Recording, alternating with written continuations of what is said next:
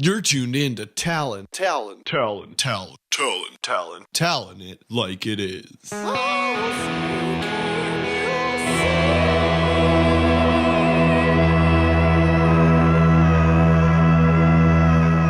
lot of fans will call in and recommend me songs or bands that I might like, and they send me emails and they stop me on the streets, and sometimes I think it's because they really want me to find out about this cool music that they like, and other times I think it's because they would feel validated if someone as awesome as me had the same opinion about them as something. So they're kind of trying to trap me into listening, but that's beside the point. People are sending me these songs, but the one song recently that's been coming up over and over and over again, I'm getting flooded with recommendations for this song, is a very, very cool song that once I heard it, I got so excited. And the reason that I got so many recommendations to listen to it is because this song is actually talking about something that I've talked about a lot on this show. And this is about the quarterback of the American football team, the New England Patriots. And this fellow, Thomas Brady, a lot of people know that he's up to some fishy things, but the thing that I've been talking about for a long time now is, and my longtime listeners will know about this, but if you're just tuning in for the first time, there's very good reason to believe that Thomas Brady had something to do with that tragic day in 2001. And I think you know the day that I'm talking about. Early fall, I think it was. Beautiful day until it was ugly. And so I've been talking about his involvement in this for a long time. And he's the quarterback of the team called the Patriots, which I think really doubles the insult, is that he's calling himself a patriot when really he's this evil bad guy who's married to a foreigner. And I don't think that evil bad guys who are married to foreigners should be going around pretending they're patriots and that they should have our respect. So he's up to a lot of things, and you'll notice suddenly this team comes out of nowhere and wins the Super Bowl right after that happens. And a lot of people believe just the regular mainstream story, that it was an Illuminati conspiracy to have a team called the Patriots win to bolster the patriotism that was born out of the post 9/11 era. But that's not what it was. The Illuminati's hands are clean on this one. This was him working with some other people, and he did it, and he said, if you don't let me win the Super Bowl again. And so all of this is addressed in this song, and that's what I think is so excellent and wonderful about it. So what I want to do before I talk about it anymore is throw to a clip of it so you can hear what I'm talking about. And I think, folks, that you'll actually really enjoy it as well. So let's roll that. I always will remember the day I seen them towers fall. Building 7 just deflated like a tampered with football. And I knew just who had done it. It was so clear in my mind. You can search the world for Bin Laden, but he ain't the one you wanna find. Thomas Brady did 9/11. Thomas Brady did 9/11.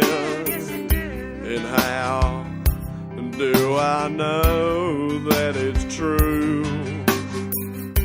Or don't it just seem like the kind of thing he'd do? Now I trust that you're a patriot, and you can trust that he is not.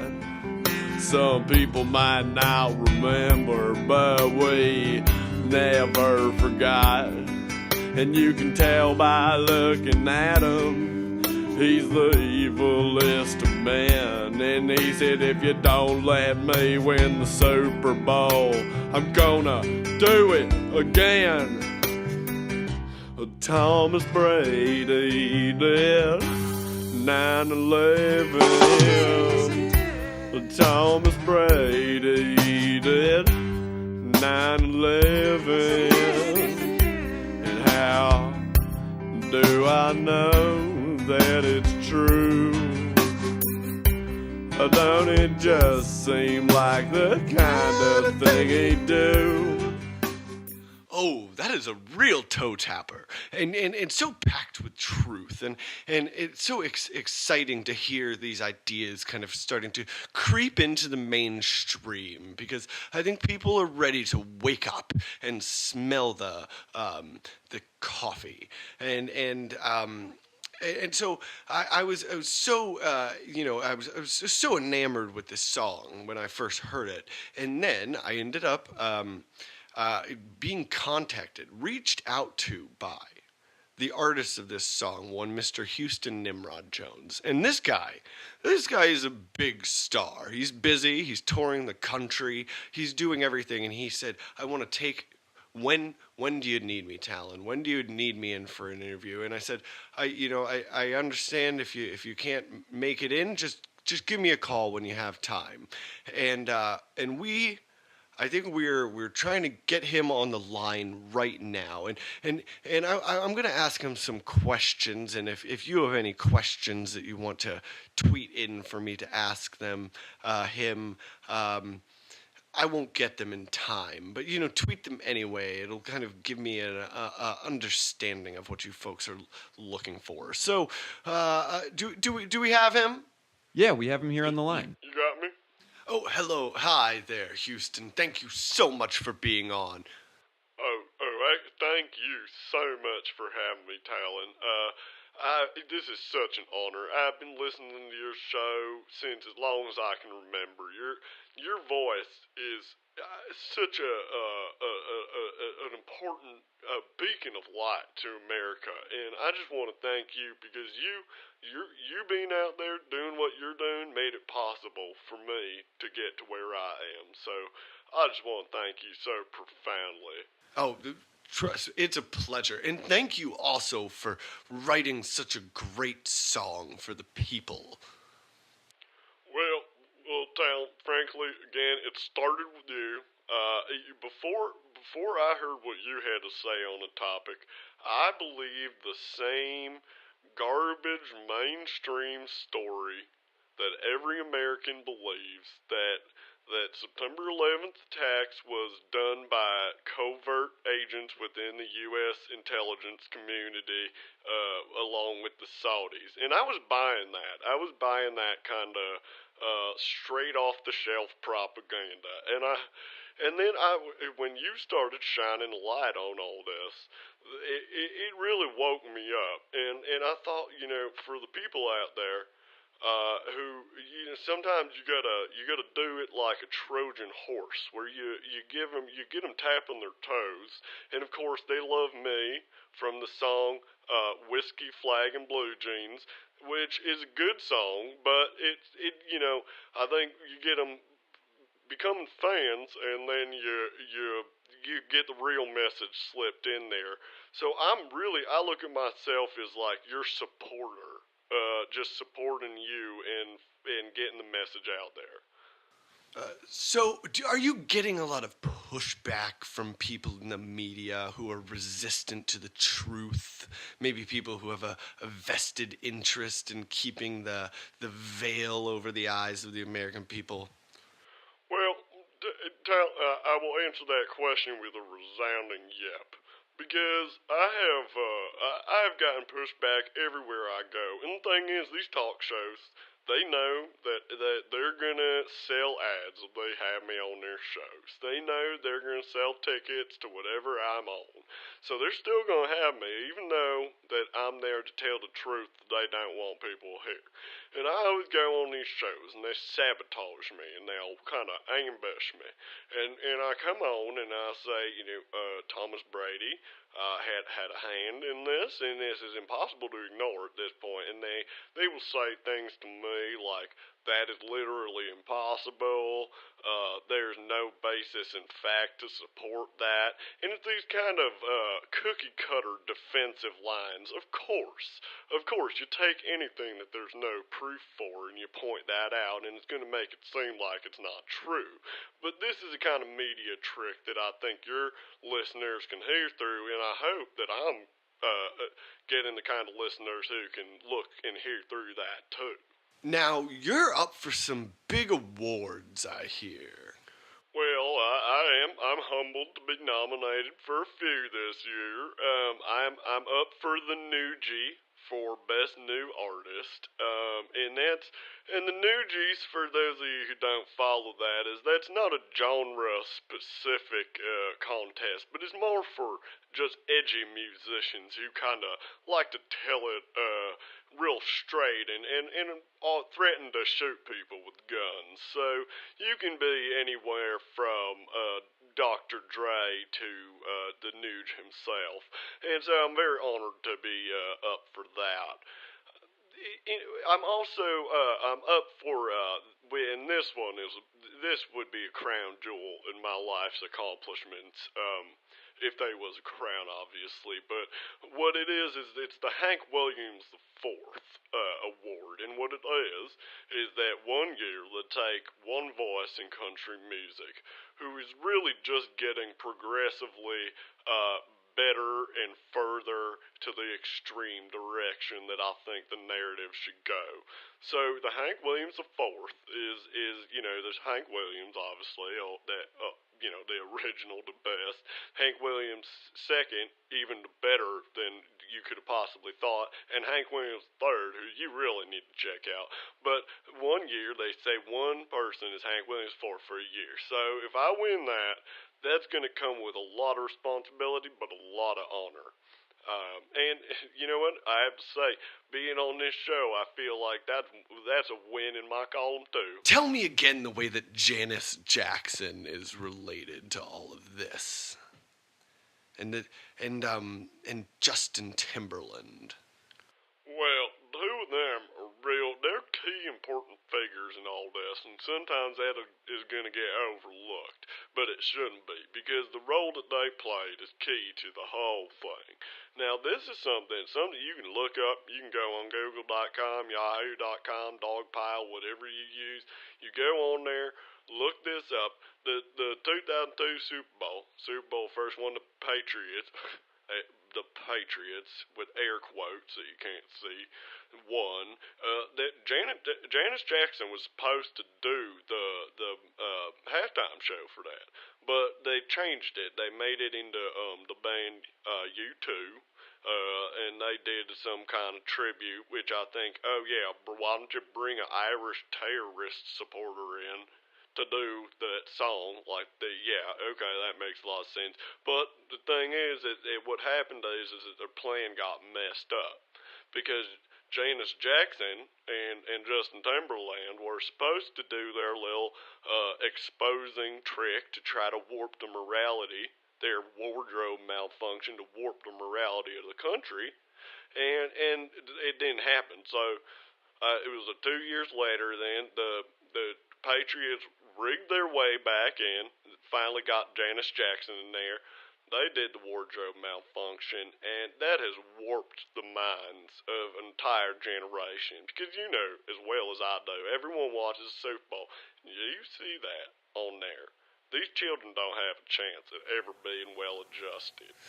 Well, that is tragic, and unfortunately, it's just one tragic slice of a tragedy pie created out of this whole situation. Well, there is more to it, because the thing is, after that happened, after she'd done shown that on TV, they put a delay on live TV forever after that. So from that point forward, you can't really speak out on the TV, because they got a way to snatch it out from under you. So you get on there, you start saying some things that the people upstairs don't want people hearing, they just pull the plug.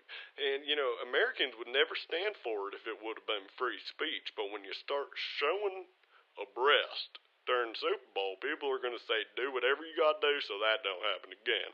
And that's the part that I think is really dangerous, is they took advantage of our morality. Oh, that is such a profound point that you just made, because I think that what's such a shame is that not only are they trying to get rid of our morality, but they're trying to subvert it while it's still in real existence. Talon, I'm so sorry to interrupt you, but my manager is on my back, and I gotta get out there on stage. I'm doing a show, singing song for some of the boys in uniform. Over here at this Dunkin' Donuts. So I'm gonna have to get going, but it was such an honor, and I really do hope you'll have me back. Oh, and I understand that you're busy, and I think that that's so important that you get out there and get those messages out there. Well, it was so great to talk to you, and you give me such faith in the younger generation. And I hope one day soon maybe we can have you come actually into the studio and maybe do some performances that the people could hear, because I know they all really like you a lot. And just a warning, when you wake up tomorrow, your record sales are going to be through the roof, because my listeners are loyal. And my listeners are capitalists who have lots and lots of money. So I want to thank you for being here, and I want to say to the listeners, go out and buy 5 copies. You can give them away to people, or you can just throw them away. But support this man, because he's a great patriot. And after you're done buying all those CDs, I'm sure that's just going to have you wanting to buy more stuff. And you're going to find yourself wondering, what should I buy? Well, you're in luck, because I have some commercial advertisements for you, and they're going to let you know just that.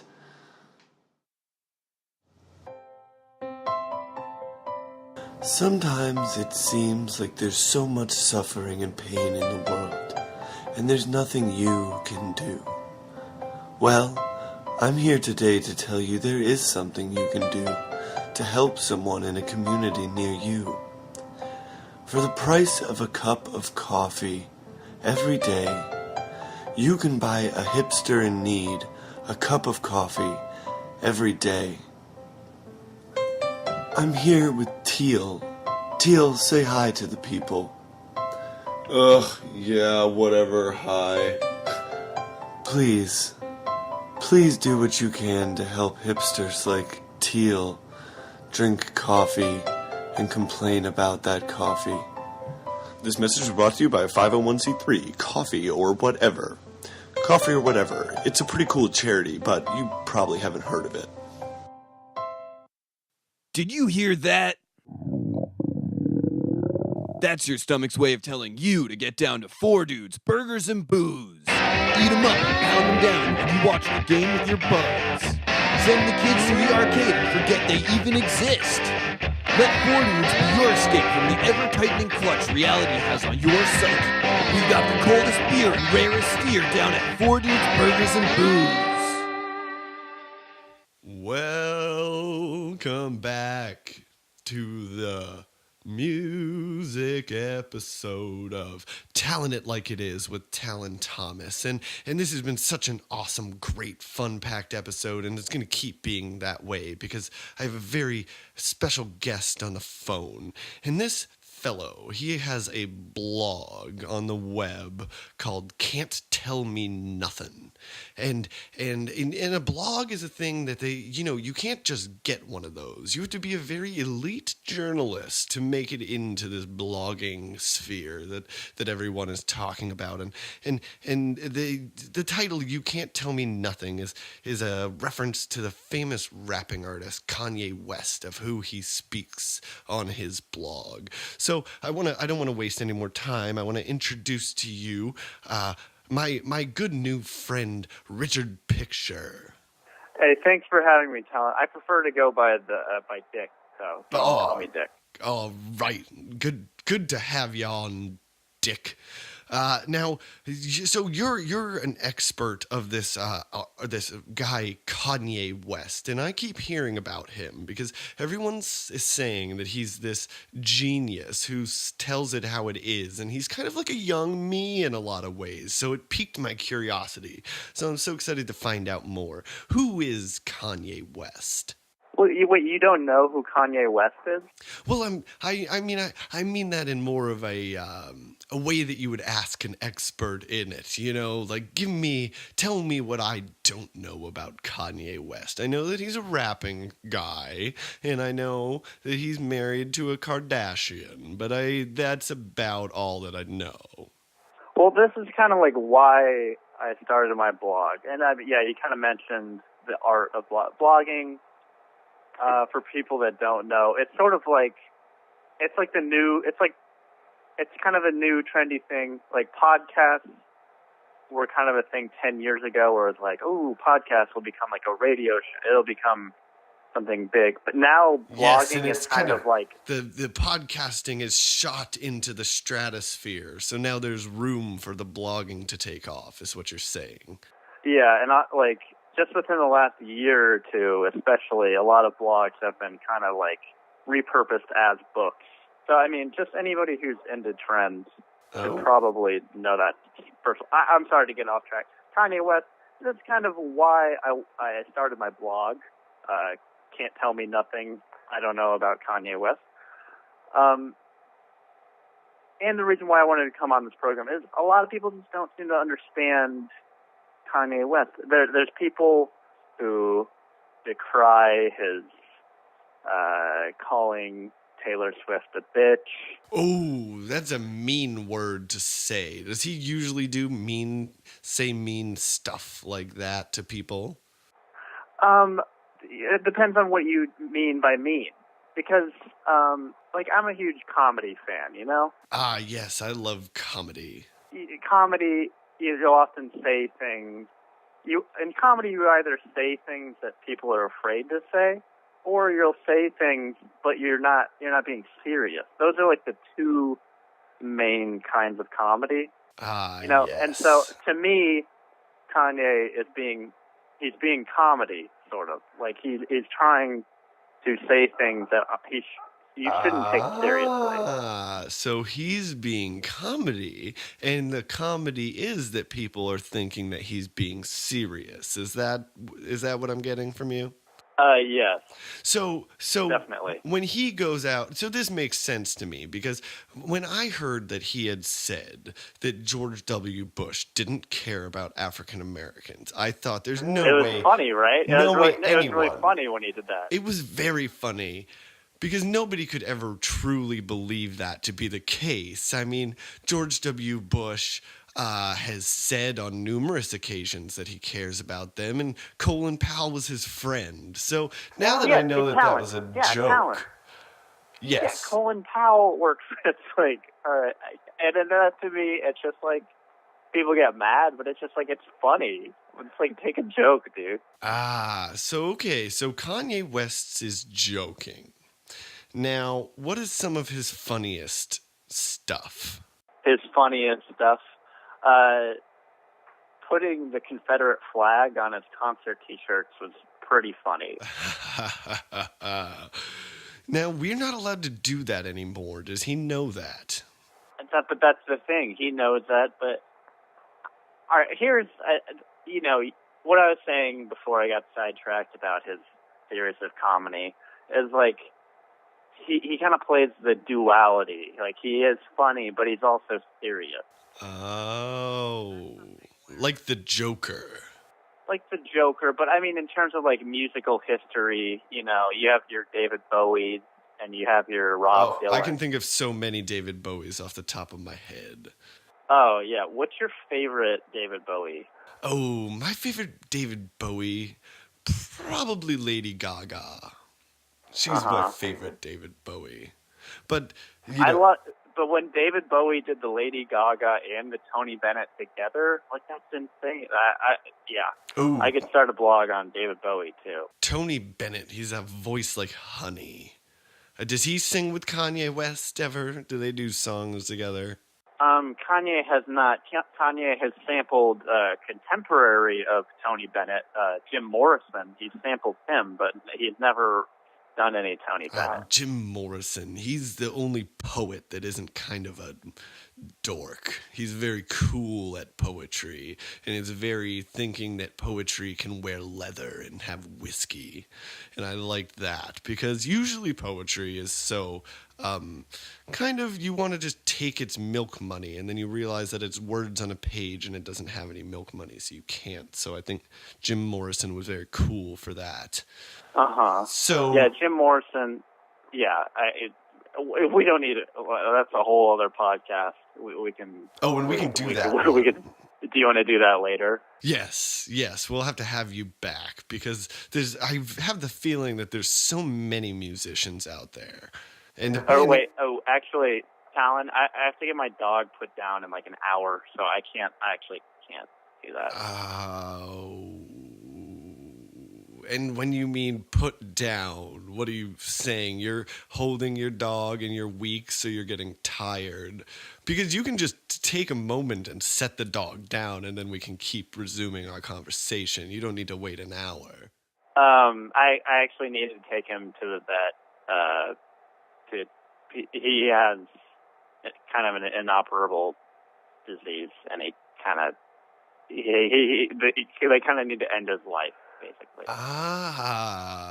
Okay. Well, are you not a pet person? I'm not a pet person. I guess in a way, my wife might think of me as kind of that, but I don't think of myself as a pet person. I think of myself as more of an owner in most of those dynamics. And I'm so sorry to hear about your dog. Is your dog a big Kanye West fan? He actually starts to bark whenever I turn on my stereo. So I guess not. Okay, so he's not a Kanye West fan. Do you think maybe that's what made him sick, is all the Kanye West that you're playing? I hadn't thought about that, and I kind of honestly don't want to. You might want to run it by the veterinarian. As much as they're not a real doctor, they might have some answers for you. When you're at the vet, do you because there's like the vet, but then there's like all these nurses, but do you call them nurses? I've always wondered that. You call them, I don't know. Can we get a fact check on that? What is a vet nurse called? Well, that's commonly confused with poetry, but a lot of people call them verses. Verses. They call them verses. So if you're talking to one today later, you can call them that.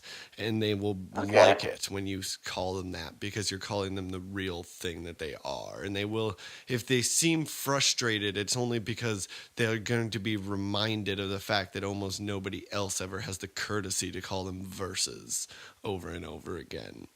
Now, something... Can you imagine like a Alien versus Predator type movie with versus?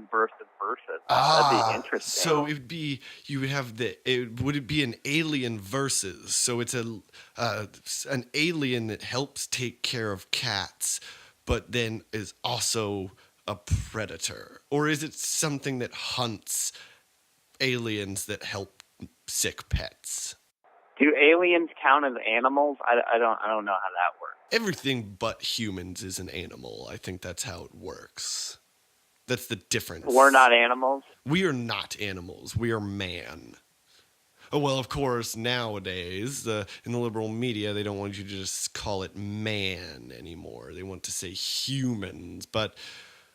Yeah. Well, this. If you want to hear that stuff, tune into one of those other shows. We are man. And speaking of man and wife is what comes to my mind when I think of that. And a lot of people, when they're talking about Kanye West, they're talking about his wife.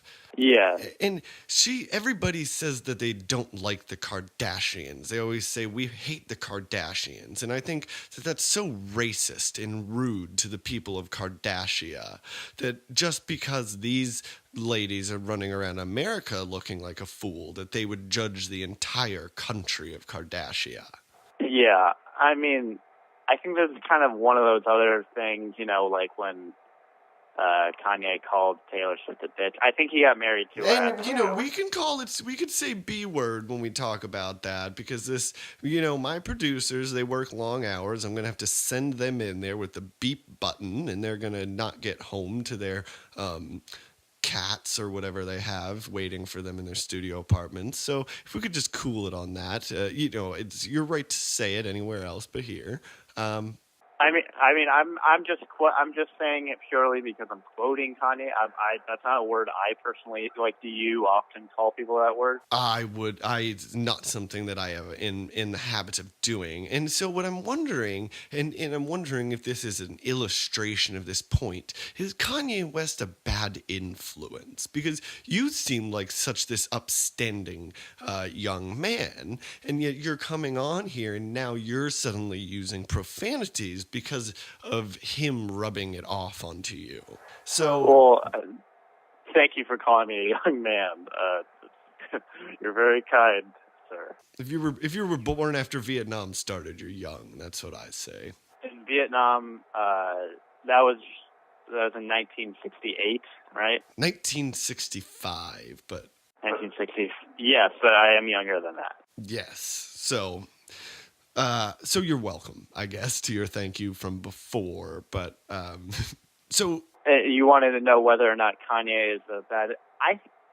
I mean, that's just like when we talk about Kanye or when we talk about anything. I mean, you're kind of an intellectual, right? You have to. You probably espouse about this sort of thing. It's like we're so into labels. Right, and I don't mean Rockefeller label like Kanye and Jay-Z. I don't mean that. Because and listeners at home, he's referring to the record label, which is really the company, but they call it the label. Do you listen to hip hop at all? I have not listened to much. There are a few hip hop artists that I do enjoy. The bleeped versions of. I love Marshall Mathers, of course. He's a very good one. There's a lot of people don't know this, but Rob Van Winkle, the famous metal artist, actually had a rapping career before he found his true calling, and I listened to some of that old stuff. There was Snow, who I liked before I found out that he was Canadian. He was also a very good one of rapping. Do you have any non-white rappers that you like? I don't really hear race. So I would have no way of knowing. If I'm just going out and I'm buying a record and putting it on, I don't know whether the person singing and rapping, if they're an African American or a white person or any of the other kinds. But to me, there's something about it that, yeah, sure, you can't necessarily tell somebody's race by how their voice sounds. But I mean, the fact that it seems like the only hip hop that has that you're aware of, that it's only by by white artists. It seems like there's kind of a systemic issue, I think, kind of at hand. I think I'm just finding I think those people are undeniably some of the best hip hoppers. So, if they all happen to be white, that's news to me. But can you recommend me some good other ones? Other rappings? The East Side Boys are pretty good. East Side Boys. Now, what are they from the east side of? I believe Hot Atlanta, but I'm not. Hot Atlanta. You might need to get. That's Atlanta. That's like what they call Hot Atlanta. Home of Coca-Cola. It's a very great American institution. Are they doing rapping about Coca-Cola and how proud they are of the business? Not that I'm aware of. Okay. They're often like Insane Clown Posse, who I would kind of assume that you know of because they're white rappers. They like Faygo. That's like a soda thing. Ah, Fago. It is delicious. I've had it before. Now, so these the rappers. I've heard rappers are rapping about Coke a lot, and I didn't know why. Maybe other than that it's delicious, but maybe it turns out they're from Atlanta. Is that why they're singing about Coke all the time? Talon, are you? They're talking about cocaine, the illicit substance, Oh, golly. which actually used to be in Coca-Cola. I would love to get a confirmation on that because I can't imagine they would let that stuff go on the radio. Talon, it seems that there's a sort of loophole that if you insinuate in interviews that you're talking about the American beverage Coca-Cola, you know, some people are pretending to be talking about that to get away with some illicit activities. Oh, so it's So it's like a pun. a wolf in a corporation's clothing is what that is. And that's very sneaking. And I don't think that's right because Coca-Cola worked very hard to build that brand. And so for these criminals, these Pablo Escobars to come in here and be singing songs when they know everybody, the only reason everybody's loving cocaine so much is because it reminds them of Coke, which has such great branding. And I think Talon, I take issue with it. I mean, I don't think it's fair to call them criminals. I think that and the idea that you're kind of assuming that all rap is about cocaine, I feel like it's a little problematic. Well, not all of it, obviously. I mean, I think Rob Van Winkle's early stuff totally, avoided that. Snow. Did he that not guy, get to that it? guy has Did he nothing not to talk do with about cocaine. it in his middle or late period? Oh, I don't know. Rob Van Winkle? I don't listen to metal music. I think that it's wrong because I think that it's very insulting because America used to make all the money making metal actually steel and other metals. And then for these people to come along and say that they're making metal, but really they're only making music, which you can't build buildings out of or airplanes, is kind of, I don't like what they're saying when they're doing it. So I don't listen to it. Sure. Yeah, that's totally fair. Well, I think we're close to the end of this segment here, so I want to give you the last word and make it a good one because it's the last word that dog is ever going to hear. Okay. My main pitch about Kanye is that a lot of people are mad at him because he said, "I am a god." He had this big thing where people said that he was being sacrilegious by declaring that he is a god. But it's pretty clear to me that Kanye is a Christian, like myself. Like all of us, I hope. Yeah. You don't have to tell me about that, Talon. Oh, boy. So What denomination are you? I think that's very personal. It's a Christian church. Oh, it is a Christian denomination? Yes. Yes. Oh, okay. Yes, very, very much so. Now, you're saying I have to agree with you on this. I don't think there's anything insulting about saying that you are a god, as long as he's not saying that he is the god. Now, if he said he is the god, I think we should censor his music and put him in jail. But if he says he's a god, heck, maybe he is. I'll keep reading your blog, find out. He's clearly speaking metaphorically. He's obviously a monotheistic person. So the idea that he is not saying he's the God, which, for those of you, should I explain what monotheism is, or do you want to go ahead and explain?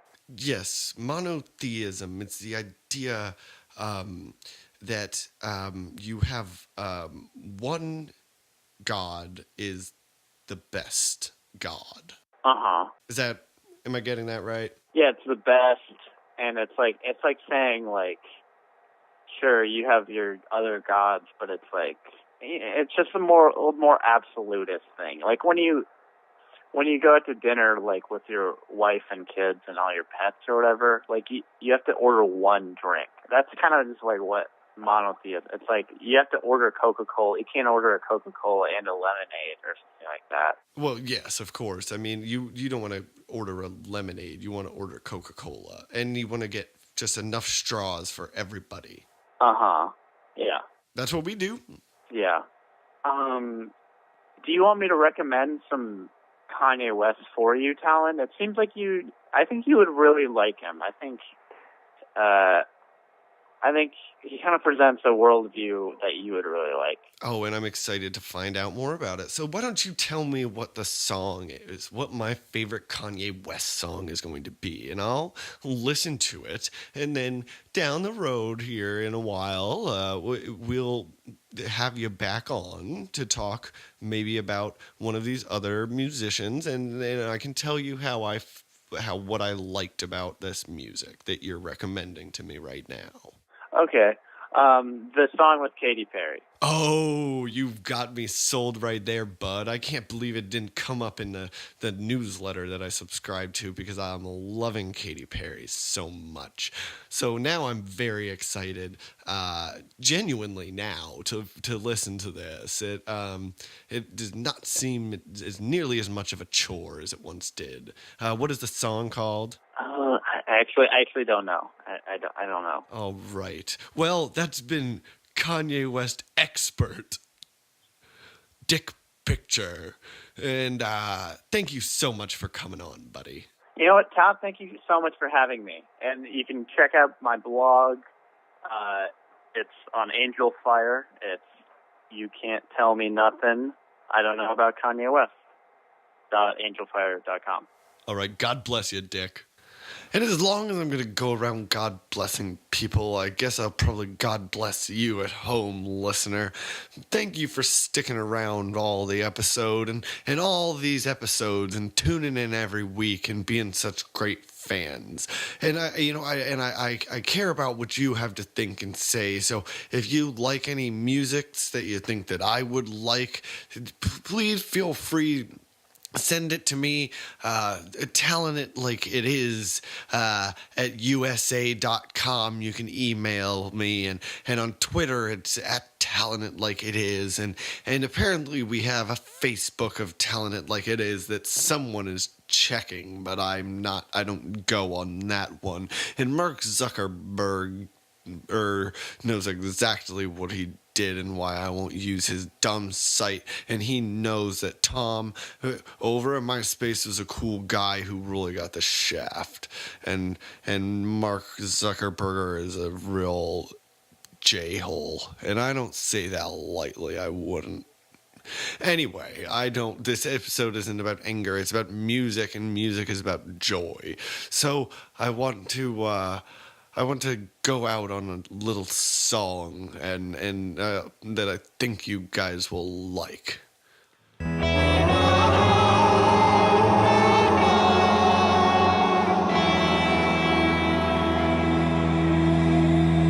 Thanks for tuning in. Make sure to like us on Facebook and follow us on Twitter at Talon It Like It Is. For new content and updates, visit boiledsprat.com/talonitlikeitis. See you next week.